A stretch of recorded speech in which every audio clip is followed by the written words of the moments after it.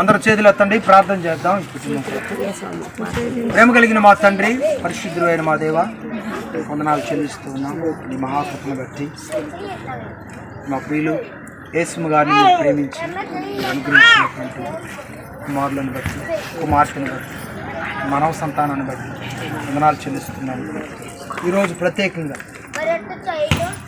కుమారుడు వెంకట్రావు గారిని బట్టి, అలాగే చెల్లి పురుషోత్తమును బట్టి మీకు వందనాలు చెల్లిస్తున్నాను. వారిని ప్రేమించి మీరు అనుగ్రహించినటువంటి బిడ్డలు కీర్తన పరిణీని బట్టి మీకు వందనాలు చెల్లిస్తున్నాను. వారి కుటుంబం ఈరోజు ప్రభా మీ సన్నిధులు తలవంచి మీ నామం పేట ప్రార్థనలు ఏకీభవిస్తున్నారు.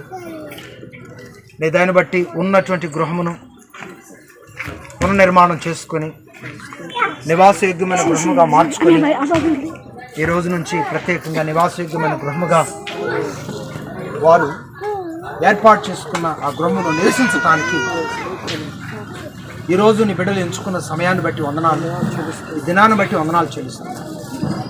ఆప్తులైనటువంటి కుటుంబ సభ్యులు, అలాగే ఆప్తులైనటువంటి ఆత్మీయ సంఘ బిడ్డలందరం కూడా కలిసి ఈ బిడ్డలను దీవించమని ప్రార్థన చేస్తున్నాం. ఎన్నో మేలులు ఈ బిడ్డల పట్ల మీరు చేశారు. ఊహకందని గొప్ప కార్యాలు బిడ్డల పట్ల మీరు చేశారు. అందుని బట్టి వందనాలు చెల్లిస్తున్నాను. అలనాడు ఏబు గృహము చుట్టూ నీ కాపుదలించినట్లు ప్రభా నీ బిడ్డలు పునర్నిర్మాణం చేసుకుని గృహము చుట్టూ నీ కాపుదలు దయచేయండి. ఈ గృహంలో నివసించబోతున్న నీ బిడ్డలకు నీ దేవుని దయచేయండి. ఓబేదేదోం ఇంట్లో మందస్సుమనందున దేవుడు వారిని వారి సొత్తంతటిని ఆశీర్వదించినట్లుగా ప్రభువా ఈ గృహంలోనికి ముందు మీరు వెళ్ళండి, ఈ గృహంలో మీరుండండి. గృహంలో నివసిస్తున్న బిడ్డలకు ఆశీర్వాదము, ఆనందము, సమాధానము, క్షేమస్థితి గొప్పగా మీరు అనుగ్రహిస్తున్నామని కోరుతా ఉన్నాను. ప్రభానిస్తూ